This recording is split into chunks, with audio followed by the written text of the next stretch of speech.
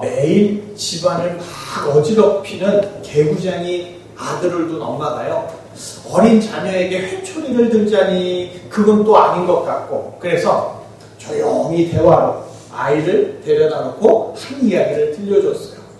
얘야, 어느 착한 아이가 있는데 그 아이는 잠자리에 들기 전에 스스로 손도 씻고 놀던 장난감도 혼자 가지런히 정리해 놓는단다. 엄마의 방법이 통한 건지 아이는 아주 똘망똘망한 눈으로 엄마의 이야기를 끝까지 듣는 거예요. 그리고는 엄마에게 이렇게 말했답니다. 엄마, 그 애는 엄마도 없대? 왜 지가 다 해? 자, 자녀의 원죄가 무엇인지 정확하게 아는 아이 아니겠습니까? 자, 어떤 것이 잘못인지 모르면 따끔하게 야단칠 때도 있겠죠. 그러나 부모는 자녀가 뭘 해도 이뻐요. 뭘 해도 용서해주고 받아줍니다. 엄마가 아이를 사랑하는 것, 예뻐서 상한 일을 해서가 아니라 바로 자기 자녀이기 때문이죠. 자, 예수님이 우리를 부르신 것도 우리를 사랑하시기 때문입니다. 오늘도 그 예수님의 사랑으로 온 영혼이 가득해지시는 말씀의 시간 되시기를 축복합니다. 아멘. 자, 사람을 만나보면요, 부드럽고 친절한 사람이 있는가 하면 반대로 아주 괴팍하고 과격하고 난폭한 사람이 있죠. 자, 누군가를 만나게 된다면 당연히 괴팍하고 폭력적인 사람보다는 부드럽고 친절한 사람을 만나고 싶은 게 모든 사람들의 솔직한 마음이겠죠. 거의 모든 사람들이 온유한 사람을 만나고 싶어 하고 또한 자기도 온유한 사람이 되고 싶어 하죠. 자, 온유하다는 말, 성격이나 태도가 온화하고 부드럽다 하는 말입니다. 자, 그런데 세상에는 꼭 온유한 것이 좋은 것만은 아닌 것 같기도 해요. 왜냐? 자, 위인전집에 나오는 인물들을 한번 보세요. 한 우물만 파는 고집과 집념, 꺾이지 않는 열정, 아주 가득했어요. 이게 좋은 말인데 다른 말로 하면 아주 고집불통에다가 성격 더러웠다는 거예요. 자, 우리가 칭송한 위인들, 아주 강한 집념의 사람들로 실제 성격과 성품은 온유하지 않은 사람들이 매우 많이 있더라 하는 거죠. 자, 뿐만 아니죠. 대부분의 부모님들, 사랑하는 자녀에게 공부하라고 요구할 때 아이가 졸려워해요. 아이가 힘들어해요. 그런데도 전혀 온유하게 말하지 않아요. 공부 안 해! 이렇게 하죠. 자, 온유해야 하는데 막상 사랑하는 자녀들에게 온유하게 대하지 못합니다. 온 세상이 온유해야 하는데 왜 온유하지 못한 사람들이 위인전집에도 가득하고 실생활에도 가득한 걸까요? 온유하지 못한 사람들이 많이 있기 때문에 세상에 문제가 많이 있는 건 아닐까요? 온유한 사람들이 많아져야 살기 좋은 세상이 될 텐데 좀 걱정되지 않으세요? 그래서 요즘 교회들이 성품학교라는 것을 많이 하는 것 같습니다. 성품학교를 거치면 온유한 사람들이 늘어나고 세상이 좀 더 좋아지겠습니까? 자, 그래서인지 예수님도요, 온유한 자가 복이 있다, 이렇게 말씀을 하십니다. 많은 난폭한 자들로 인하여 이 세상이 어지럽지만 모든 사람들이 온유하게 살게 된다면 평안하게 변하지 않겠느냐, 이렇게 받아들일 수 있겠죠. 자, 예수님이 이 말씀하실 때 많은 백성들이 은혜를 받았어요. 그렇지, 온유하게 살아야지. 그런데 정작 그 말씀을 하신 예수님은 온유한 삶과 온유한 사역이 아니었다는 거 아세요? 예수님은 분명히 온유한 자는 복이 있다고 백성들에게 말씀하셨는데 오히려 예수님은 온유하기보다는 역대 선지자들 가운데 가장 과격하고 폭력적인 분이었어요. 예수님은 수시로 바리새인들과 제사장들을 향해서 독사의 새끼들아 막 욕을 하셨어요. 마태복음 23장 33절 우리 함께 읽어보실까요? 뱀들아, 독사의 새끼들아, 너희가 어떻게 지옥의 판결을 피하겠느냐. 한국은요, 개가 많기 때문에 개를 넣어서 욕을 하죠. 이스라엘은 독사가 많기 때문에 독사를 넣어서 욕을 합니다. 이러한 예수님의 거친 입에서 온유한 모습은 찾아볼 수가 없는 거예요. 예수님 입에서 수시로 나왔던 말이 뭐라고요? 우리나라 말로 번역하면 이 개. 이뿐만 아니라 성전에서 매매하는 자들을 쫓아내기 위해서 예수님은 과격한 폭력까지 거침없이 사용하셨습니다. 마가복음 11장 15절 함께 읽겠습니다. 그들이 예루살렘에 들어가니라. 예수께서 성전에 들어가사 성전 안에서 매매하는 자들을 내쫓으시며 돈 바꾸는 자들의 상과 비둘기 파는 자들의 의자를 둘러 엎으시며. 분명히 백성들에게는 온유하라고 가르치신 예수님이 상을 엎고 의자를 둘러 엎을 만큼 거칠고 과격하게 행동하셨어요. 왜 예수님은 본인이 했던 말씀과 실제 삶이 달랐느냐? 온유해야 하겠는데 화를 그냥 억누를 수 없어서 순간 실수를 하신 걸까요? 왜 성경은 온유하라고 말씀하시면서 정작 자기는 온유하지 못한 삶과 언행이 연결되지 않는 난감한 예수님의 모습을 일일이 다 기록하고 있는 걸까? 태초에 하나님은 인간을 창조하실 때요, 포각하거나 거만해서 보기만 해도 끔찍한 존재로 인간을 창조하지 않으셨습니다. 하나님은 인간을 온유하게 창조하셨어요. 온유하게 창조하셨기 때문에 창조 후에도 하나님은 계속해서 인간과 교제하셨던 겁니다. 온 세상의 이치와 원리를 하나님이 가르쳐 주실 때 인간은 그것을 잘 받아들였고요. 하나님께서 무슨 말씀을 해도 인간에게는 반항심이나 의심 같은 게 전혀 없었습니다. 그렇게 인간은 모든 피조물 중에서 가장 온유한 존재였어요.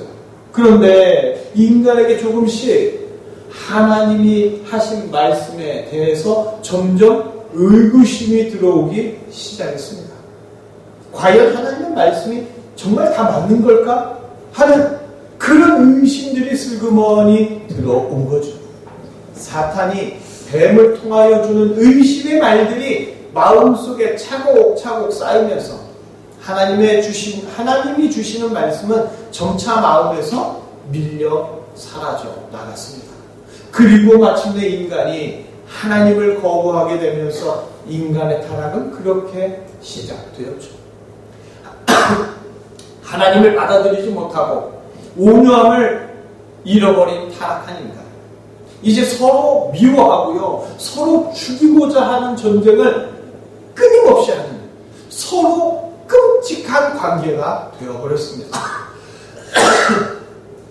사람이 밟고 사는 땅마다 전쟁과 이기적인 개발로 인하여서 무수한 살림이 다 황폐화되고 옥토가 쓸모없는 땅으로 사막으로 바뀌어져 갑니다. 온유하지 못한 인간, 다른 피조물에 의해서 공격당하는 게 아니라 인간이 인간을 잔인하게 억압하는 폭력적인 존재, 전혀 온유하지 않은 존재가 되어버렸죠. 이제 인간에게 가장 무서운 존재, 사자도 호랑이도 곰도 아니고 바로 온유하지 못한 인간입니다. 타락한 인간들은 생존을 위해서라는 핑계 속에 온유하기보다는 폭력적이고 거만한 존재로 점점 더 변해가고 있죠. 그래서 더더욱 오늘 말씀처럼 모든 사람이 온유해져야 하는 것 아닐까요? 그러나 오늘의 말씀은 이 시대가 가장 혼동하면서도 잘 모르는 성경 중 아주 대표적인 부분입니다. 예수님이 말씀하시는 온유는 성격이나 성품이 온유한 자를 의미하는 게 아니에요. 예수님이 말씀하시는 온유한 자라는 정의는 예수님의 삶과 설교에서 명확하게 나타나고 있는데, 예수님이 말씀하시는 온유는 뭐냐? 예수님의 말씀을 받아들이는 자가 바로 온유한 자입니다. 예수님이 이 땅에 오셔서 많은 말씀을 하십니다. 하지만 그 말씀을 못 받아들이는 자, 거만한 자, 전혀 온유하지 못한 자예요. 제 아무리 성격이 온유하고 좋고 법 없이 살 수 있어도 예수님의 말씀을 받아들이지 못하면 실상은 거만한 자인 거죠. 예수님의 말씀에서 온유한 자는 성격이 온유한 자가 아니에요. 사람들은 온유를 성격과 성품, 인격 같은 걸로 오해합니다. 그러나 예수님에게 온유한 자는 하나님의 계명을 받아들이고 예수님의 말씀을 온전히 받아들이는 자, 곧 영혼이 온유한 자예요. 예수님의 가르침이 힘들고 어려워도 그 말씀 끝까지 붙잡고 그 말씀대로 살기 위해서 애쓰는 사람들이 온유한 사람들이라는 거죠. 아무리 성격과 인품이 좋았어도 예수님의 말씀을 거부했던 바리새인들, 하나님 나라에서 가장 거만한 자, 전혀 온유하지 못한 자들입니다. 영혼이 온유한 자, 예수님의 말씀을 받아들이는 자가 심령이 온유한 자입니다. 구원은요, 성격으로 받는 게 아니에요. 인격으로 구원받는 게 절대 아닙니다. 사람의 인격이 훌륭하다고 승려가 됐든 랍비가 됐든 사자가 됐든 다 구원받는 게 아닙니다. 구원받으려면 반드시 모든 영혼이 예수님의 말씀에 귀를 기울이고 받아들여야 하는 거죠. 예수님이 구원자라는 것을 받아들여야 합니다. 그리고 그 구원자 되시는 예수님이 바로 온유한 분이셨어요. 그 영혼이 온유하셨기 때문에 십자가에 달리면서까지 하나님의 말씀대로 다 행하셨던 온유한 분이 바로 예수님이십니다. 예수님은 겟셋마네 동산에서처럼 자신이 좋든지 싫든지 하나님의 명령을 다 받아서 다 행하셨던 온유한 분이십니다. 죽어가는 영혼을 살리기 위해 친히 인간으로 내려오시고 인간 대신 자신이 죽으시는 그 온유한 사역을 다 완수하신 분, 그분이 바로 우리의 구원자 예수님인 줄 믿습니다. 예수님은 전능한 하나님이시죠. 그렇지만 인간을 구원하기 위해 인간의 모습으로 이 땅에 나타나셨어요. 인간들의 거만하고 완악한 마음을 온유한 마음으로 만들어주시기 위해 주저함 없이 이 땅에 오신 거룩하신 분, 동시에 온유하신 분. 그리고 온유한 예수님은 자신의 말씀을 받아들이는 온유한 자에게 땅을 기업으로 받게 해주십니다. 성경에서 말하는 땅은 무엇이냐? 농사 짓거나 집 지을 수 있는 단순히 작은 임야나 대지 같은 게 아니에요. 예수님이 말씀하시는 땅, 바로 지구 전체를 말합니다. 헬라어로 보면 이 땅 앞에 정관사가 붙어 있어요. 일반적으로 지구를 의미합니다.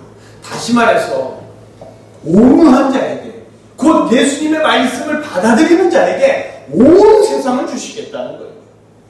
기업이란 상속을 의미하죠. 상속이 뭡니까? 다 주는 거예요. 온유한 영혼으로 예수님의 말씀을 받아들이고 그 말씀대로 따르는 자들에게 단순히 땅의 일부가 아니라 요한계시록 21장에 나타난 예수님이 새롭게 창조하실 새하늘과 새 땅을 전부 다 주시겠다는 놀라운 말씀입니다.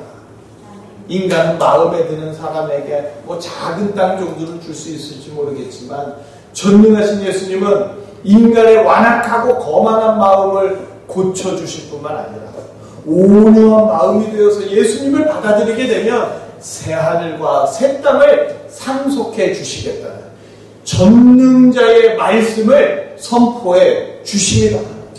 시편 76편 9절 우리 함께 읽어보실까요? 곧 하나님이 이 땅의 모든 온유한 자를 구원하시려고 심판하러 일어나신 때로다. 그리고 셀라가 뭐냐면 할렐루야 같은 거예요.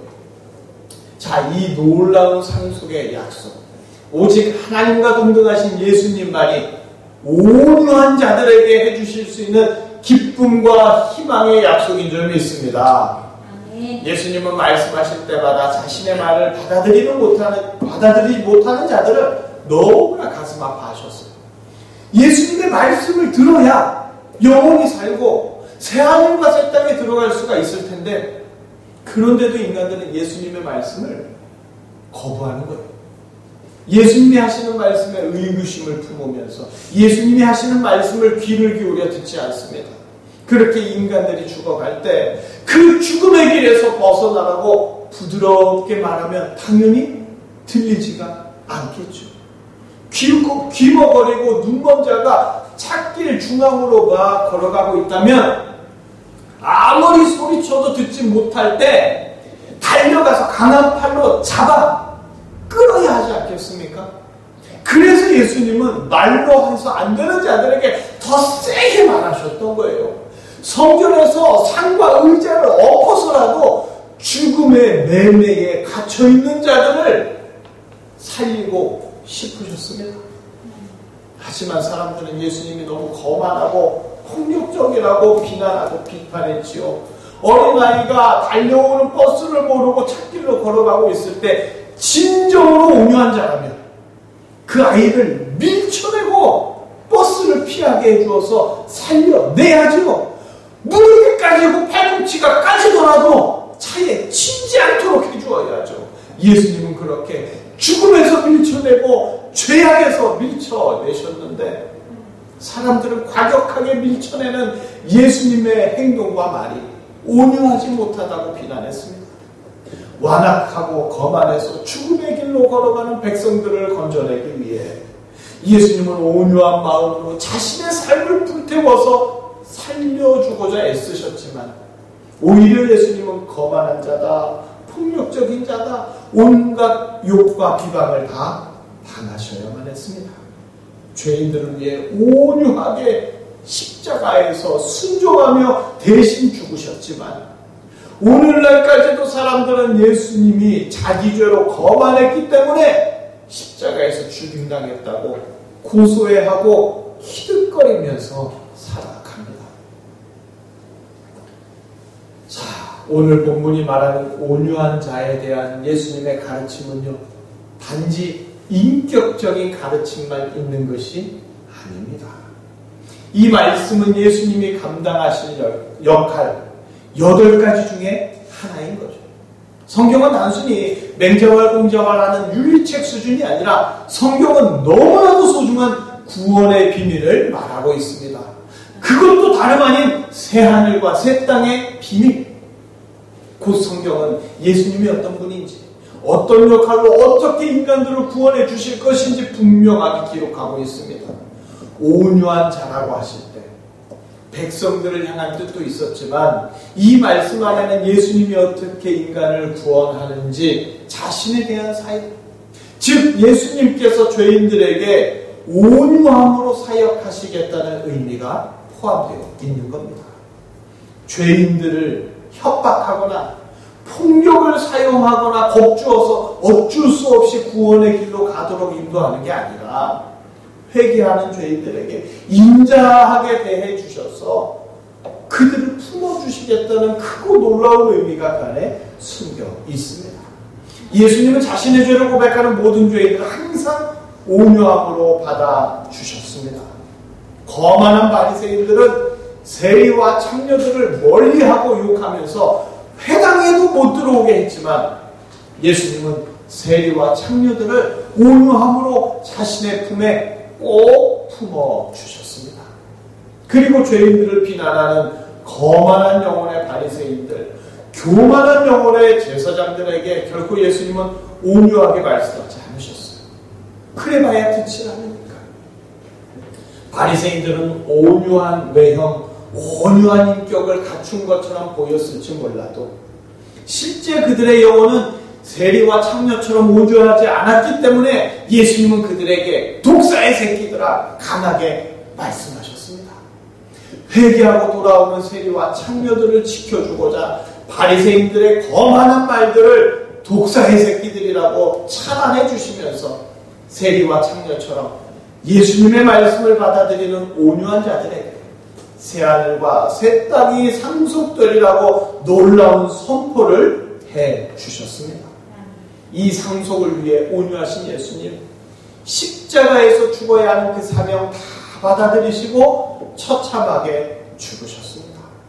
예수님은요, 자신에게 주어진 모든 사명을 외면하거나 거부하지 않고 죽음에 이르는 사명까지도 완전한 온유하심으로 전부 다 받아들이시며 친히 다 이루신 줄 믿으시기를 바랍니다. 온유하다는 것 성격에 대한 것이 아니라 영혼에 대한 겁니다. 즉 온유한 자는 예수님의 말씀을 받아들일 수 있는 영혼이라는 거예요. 성격이 온유하다고 해서 새하늘과 새 땅 상속으로 받지 못합니다. 예수님의 말씀을 거부하는 자는 성격이 아무리 온유하고 좋다고 해도 온유한 자로서 천국에 들어가는 게 아니라 거만한 죄로 하나님께 정죄당하고 지옥에 들어가게 됩니다. 예수님의 어떤 말씀도 다 받아들이는 영혼이 온유한 자입니다. 예수님의 말씀을 받아들이지 못한 바리새인들, 성격이 온유한 자가 많이 있었습니다만은 그 온유한 성격으로 모두 지옥에 갔습니다. 성격이 온유해야 천국에 간다고 생각하는 자들, 온유한 성품을 갖기 위해서 수많은 시간을 수행하고 수련합니다. 하지만 새하늘과 새 땅은 성격과 성품으로 들어가는 것이 절대 아니기 때문에 그런 자들은 결코 들어가지 못합니다. 새하늘과 새 땅, 예수님의 영혼을 받아들일 때 들어가게 되는 천국입니다. 온유는 영혼이 예수님의 영을 받아들여야 온유한 영혼이 됩니다. 예수님의 영은 온유함이 넘쳐요. 예수님의 온유함은 죄인들을 향하여 불쌍히 여기는 온유함, 죄인들을 품어주는 온유함입니다. 세상에서 욕먹고 세상에서 비방받는 모든 못난 자들을 품어주시는 예수님의 온유한 영이 결국은 죄인들을 새하늘과 새 땅으로 인도하여 주시죠. 온유는 성격이 아니라 예수님의 영입니다. 인간은 천국에 들어가기 위해 수많은 시간 동안 수양을 쌓고 수많은 방법으로 수행을 합니다. 하지만 결국 새하늘과 새 땅에는 들어가지 못하죠. 왜냐? 그곳은 인격 수양으로 들어가는 게 아니거든요. 어떤 못난 자라도 예수님의 영으로 들어가는 곳이 새하늘과 새 땅, 곧 천국입니다. 하나님 아버지는 인격 수양하면서 쓸데없는 노력으로 인생을 허비하는 모든 인간들을 안타깝게 바라보십니다. 그리고 아무리 노력해도 인간의 죄성은 수양과 수행으로 없어지거나 천국에 들어갈 만큼 향상되지 못하기 때문에 그래서 하나님 아버지는 이런 안타까운 인간들에게 예수님을 보내주시죠. 더 이상 사람들이 고통스러운 수양을 통해 인생 허비하지 않고 예수님 통하여 단번에 온유한 자가 되도록 역사해 주십니다. 하나님 아버지께서 예수님을 보내시지 않으셨다면 인간은 평생 새하늘과 새 땅 가기 위하여 제대로 잠도 못 자고 밥도 제대로 먹지 못하고 깊은 산골에 들어가서 결혼도 못하고 밤마다 자기 자신을 채찍질하면서 고통스러운 수행을 하며 비참하게 살아야 했습니다. 그러나 하나님 아버지께서 예수님을 보내주셨기 때문에 그 말씀을 듣고 그 영을 받는 자마다 단번에 온유한 자가 되는 놀라운 은혜를 베풀어 주신 줄 믿습니다. 이스라엘 백성들은요, 항상 온유하기에 반일이 너무 고단해요. 장사를 하다 보면 성격이 거칠어질 수밖에 없죠. 흔히 그런 말 하죠. 아들만 셋 둔 엄마는 장군이 된다고. 자녀들을 훈육할 때 사랑하면서도 싫은 소리를 하게 되는 모습일 수밖에 없어요. 이런 자신을 보면서 자신의 성격을 저주하고 절망하고 낙심하면서 아이고 나는 왜 온유한 자가 못 될까? 나는 천국에 새하늘과 새 땅에 못 들어가는구나. 그렇게 한숨을 쉬고 있는데 그 와중에 바리새인들은 날마다 백성들을 향하여 저 온유하지 못한 것들 비난하고 책망하기만 했습니다. 그런데 어느 날 예수님이 말씀하시기를 성격이 아니라 예수님의 말씀을 받아들이는 영혼이 온유한 자라고 말씀해 주시죠. 그렇게 온유한 자들에게 새하늘과 새 땅을 상속받게 해주신다는 그 놀라운 말씀에 절망과 낙심을 뚫고 한 줄기 희망의 빛이 이스라엘 백성들 가운데 비치는 거예요. 백성들의 성격이 괴팍해도, 백성들의 성격이 불같아도 예수님을 받아들이는 자, 이제 온유한 자가 될 수 있게 되었습니다. 예수님의 영을 받아들이는 것 자체가 이미 온유한 영혼이 되었고, 예수님의 영혼을 소유했기 때문에 성격이 거칠고 못나도 반일과 장사로 수양이 부족해도 예수님의 영을 받아들일 때마다 바리새인들보다도 더 온유한 영혼의 소유자로 예수님이 만들어 주십니다.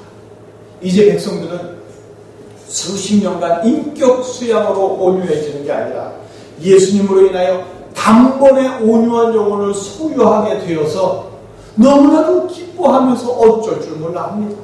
수십 년간 수양한 바리새인들도 결국 들어가지 못하는 그 새하늘과 새 땅에 예수님의 은혜로 들어가서 그 새하늘과 새 땅을 상속받고 천국을 소유하는 기쁨이 백성들에게 차고 넘쳤습니다.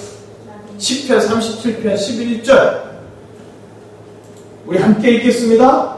그러나 온유한 자들은 땅을 차지하며 풍성한 화평으로 즐거워하리로다. 아멘. 풍성한 화평으로 즐거워하리로다. 항상 즐거워하는 온유한 자의 축복이 이스라엘 백성들을 거쳐 이제는 우리에게도 이어지고 있는 줄 믿습니다. 아멘. 세상의 시각은요, 교회를 바라볼 때 영적인 시각이 아니라 육적인 시각으로 접근합니다. 교회를 온유한 자를 만들기 위한 성격 수양소, 성품 학교라고 착각하는 자들이 많이 있어요. 어떤 사람들은 자신의 성품이 이미 온유하기 때문에 자기는 더 이상 교회 다닐 필요가 없다고도 말하는 사람들이 있어요. 또한 성격이 온유하지 못한 교인들을 향해서 왜 교회 가서도 인격이 그 모양인가? 성격이 왜 아직도 그냥 그렇게 그냥 지랄맞아 막 이러면서 왜 수용 못하느냐고 거세게 비난하죠. 교회를 인간의 성격 개조 장소라고 착각하는 사람들이 너무나도 많습니다. 그러다 보니까 예수님을 바라보는 시각도 마찬가지예요. 예수님을 성격이 온유한 자의 모델로 바라보면서 그런 예수님 본받으려고 하는 거예요. 예수님은 죽어가는 영혼들을 향해서 위험한 말도 내뱉고 험악한 행동도 하면서 전혀 성격적으로는 온유하지 아니하셨는데 죽음의 길에서 건져주시기 위해서 예수님은 뜨거운 가슴과 애타는 심정으로 거친 말과 행동을 하셨는데, 그런데 세상 사람들은 영혼은 보지 못하고 인간의 외면만, 성격만 바라보고 있는 겁니다. 외면이 뭡니까? 외모? 내면, 성격. 세상 사람들이 이렇게밖에 모르는 거예요. 세상 사람들은 사람의 성격과 기질만 보고 그 사람을 평가하는 잘못된 편견을 가지고 있습니다. 그러나 성격이 어떻든 간에, 기질이 어떻든 간에 조금 수양이 모자라고 조금 거친 성격을 갖고 있더라도 산이나 들에 가서 미리 심신을 수양하고 미리 못난 성격 개조한 다음에 예수님께 나올 필요가 전혀 없습니다. 세리와 같이 강팍하고 창녀와 같이 난잡한 못된 성격과 기질이라 할지라도 예수님을 받아들이는 영혼, 부드럽고 온유한 영혼을 갖고 있다면 예수님이 그 사람의 영혼 안에 들어가서 나머지 부족한 부분 예수님의 영으로 다 고치시고 보완해 주시고 점점 완성해가는 놀라운 역사를 행하시기 때문입니다. 예수님을 받아들이고 그 말씀을 따를 수 있다면 그것은 성격이 온유한 자가 아니라 영혼이 온유한 자인 거죠. 이렇게 예수님을 받아들이는 자, 이미 예수님의 영을 상속받아서 그 안에 예수님의 생명으로 가득합니다. 그러나 교회에 와서 성격 개조에 힘을 쓰면서 온유한 성격 되겠다고 신앙생활을 한다면 결국 자기 의로움으로 천국 가겠다는 사탄의 생각과 동일한 생각으로 지옥을 선택하는 너무나도 미련한 자가 될 뿐입니다. 성도는요, 성격이 온유한 자가 아니에요. 성도는 영혼이 온유한 자입니다. 좋은 성격 때문에 구원받고 좋은 성품 때문에 새하늘과 새 땅 들어가는 것 절대 아닙니다. 때때로 성도가 성격이 약하거나 성격이 거칠거나 인격이 부족해도 형편없는 성품으로 살지라도 그의 영혼이 예수님의 모든 말씀을 받아들이는 온유한 자라면 그는 예수님의 성도입니다. 성도는 인격 훈련에 정진하는 유대교 랍비 같은 사람 아니에요. 인격 훈련에 모든 것 바치는 천주교 사제 같은 사람 아닙니다. 성도는 인격 수양이 아니라 온유한 영혼으로 예수님을 만나고 예수님을 받아들여서 그 이후에 성격까지 온유하게 변하게 되는 사람들입니다. 예수님은 온유한 영혼을 먼저 만드시고 그 다음에 온유한 성품으로도 만들어 주시는 거예요. 그래서 예수님 만나면 강팍한 영혼에서 온유한 영혼으로 바뀌고 거만한 인격도 온유한 인격으로 바뀌게 되는 거죠. 성도의 모든 것을 바꾸시는 분, 스스로 바꾸는 게 아니라 바로 예수님의 역사로 예수님이 성도의 모든 것 바꾸어 주십니다. 상속을 받아서 대를 이어 부자가 된 사람들 많이 있죠. 부러우세요? 아니면 어떻게 저렇게 그냥 날로 상속받아서 저럴 수 있어 비판하십니까? 엄청난 상속을 받은 사람들 부러워하거나 비판한다고 내가 그 상속자의 자리에 가는 거 아니에요. 그런데 그런 거 전혀 부러워할 필요가 없습니다. 예수님을 받아들이는 자, 곧 온유한 자에게는 그 어떤 상속자도 비교할 수 없는 만수로도 1도 부럽지 않은 어마어마한 새하늘과 새 땅을 상속받게 되기 때문입니다. 상속자가 되는 조건, 오직 온유한 자, 온유한 영혼이에요. 그런데 교회에서조차도 사람을 인격으로 판단하는 경우가 너무나도 많이 있죠. 사람은 그 인격과 인품을 보고 판단할지 몰라도 예수님은 그 사람의 영혼을 보고 판단하십니다. 교회에서 아무리 상냥하고 아무리 선한 성품이라 할지라도 예수님의 말씀을 받아들이지 못하는 자는 영적으로 거만한 거예요. 자기 중심적인 바리새인입니다. 하지만 예수님의 말씀을 받아들이는 자, 성격과 인품이 좀 부족하고 모자라다 할지라도 예수님에게는 돌아온 탕자가 되고 온유한 심령이 되는 겁니다. 성격이 못난 자, 예수님이 여러 시련으로 단련시키면서 바꿔주세요. 하지만 영혼이 온유하지 못한 자는 결국 예수님을 떠나서 지옥으로 들어가는 비참한 인생이 됩니다. 그렇기 때문에 우리가 힘써야 할 것, 성격의 온유함이 아니라 영혼의 온유함에 목숨을 걸어야 될 줄 믿습니다. 새하늘과 새 땅을 누가 상속받느냐? 겉으로 드러나지 않아요. 보시네요. 천국에 갈 거라고 예상했던 바리새인들 못 들어갔어요. 손가락질 받고 아유 저것들 때문에 나라가 이 모양이야 했던 세리와 창녀들 예수님과 함께 천국에 들어갔습니다. 우리는 천국 명단에 의문 가질 필요가 없어요. 오직 예수님을 향하여 우리의 영혼이 온유하냐 온유하지 못하냐 이것을 신경 써야 합니다. 우리 교회는 주당 성품 학교가 아닙니다. 이 시대 교회가 타락해서 성품 학교를 세우고 성품을 가다듬어야 한다고 외칩니다.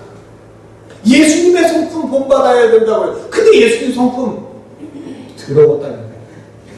욕하고 의자 상태 뒤집어 엎고 예수님이 말씀하시는 오늘은 절대 성격, 성품이 아닙니다. 때때로 우리 주변에 성격이 막 불같은 사람이 있죠. 그런데 그런 사람이 추진력이 있어요. 리더십이 있습니다. 우리가 그렇게 좋아하는 성격이 좋은 자, 때때로 우유부단할 때가 있어요. 이도 저도 안 돼. 무슨 얘기냐? 성격은요, 좋을 수도 있고 나쁠 수도 있어요. 성격이 좋고 나쁜 게 아니라 다른 거예요. 세상 사람들은 우리의 못난 성격과 기질, 그런 것들을 비난할지 모르지만 예수님은 지금도 우리의 성격이 아니라 우리의 영혼이 온유해지도록 역사하고 계십니다. 좋은 성품과 성격으로 새하늘과 새 땅에 들어가는 것이 아니라 예수님의 영으로 새하늘과 새 땅에 들어가기 때문에 주담교회는 주담 성품학교가 아닙니다. 우리 교회는 성격 개조하기 위한 곳이 절대 아니에요. 주담교회는 예수님의 말씀에 아멘하고 예수님의 영으로 충만한 예수님의 교회입니다. 아멘. 자, 오늘 날짜를 보니까 한국전쟁이 일어났던 날이에요. 사람들이 온유하지 못하고 압독하기 때문에 전쟁이 일어나는 걸까요? 모든 사람들의 성품이 온유해지면 전쟁이 사라질까요? 그렇지 않습니다. 전쟁이 일어나는 건 그 영혼 안에 예수님이 없기 때문이에요. 예수의 영이 없어서 악독한 인간의 죄성이 밖으로 표출되는 것이 바로 전쟁입니다. 히틀러 아시죠? 성격 좋았어요. 아주 젠틀합니다. 그런데 그가 수백만을 죽였어요. 성품이 중요한 게 아닙니다. 예수의 영이 있느냐 없느냐, 그것이 우리에게 가장 중요한 문제인 줄 믿습니다. 아멘. 온유는 성격이 아니라 영혼입니다. 따라해 보실까요? 온유는 성격이 아니라 영혼이다. 성격이 아니라 영혼이다. 예수님의 영을 받은 온유한 자는 성격까지 점점 더 좋게 변할 수 있습니다. 그래서 온유한 자는 예배를 통하여 예수님을 만나는 거예요. 어떤 부족함이 있어도 예수님은 나무라거나 야단치지 않냐고 온유하게 받아주시며 온유한 영혼이 되도록 이끌어 주십니다. 그러나 아무리 성격이 온유해도 영혼이 거만한 자는 예배 때 예수님을 만날 수가 없어요. 영혼이 거만한 자는 예배를 드려도 눈에 사람만 보입니다. 부족하고 죄 많은 죄인들만 보여서 예배를 드려도 예배 다음에 짜증나고 불평, 불만만 잔뜩 쌓이고, 그러나 영혼이 온유한 자, 예배 드릴 때 못난 사람들을 품고 계시는 온유한 예수님을 만나게 되는 거예요. 예배를 통해서 영혼이 부드러워지고 예수님의 모든 말씀을 다 받아들일 수 있게 되는 거죠. 예배는요, 온유한 영혼의 소유자이신 예수님을 만나서 예수님의 영혼처럼 닮아가는 놀라운 시간입니다. 마태복음 11장 29절, 우리 다 잘 아시는 말씀이죠. 함께 읽겠습니다. 나는 마음이 온유하고 겸손하니 나의 멍에를 메고 내게 배우라. 그리하면 너희 마음이 쉼을 얻으리니. 아멘. 예배 때 예수님의 영을 받아들이면 예수님의 온유함이 들어와서 항상 쉼과 평안이 넘치게 됩니다. 이렇게 예배는 성도들을 축복하기 위해서 예수님께서 준비하신 복된 시간이에요. 주담의 모든 성도님들, 주담 성품 학교가 아니라 예수님을 만나는 예배의 처소에서 예수님의 온전한 영을 온전히 받아들이셔서 예수님의 온유한 영으로 가득해 새하늘과 새 땅을 상속받는 주의 복된 성도들 되시기를 주님의 이름으로 축복합니다. 아멘. 기도하시겠습니다.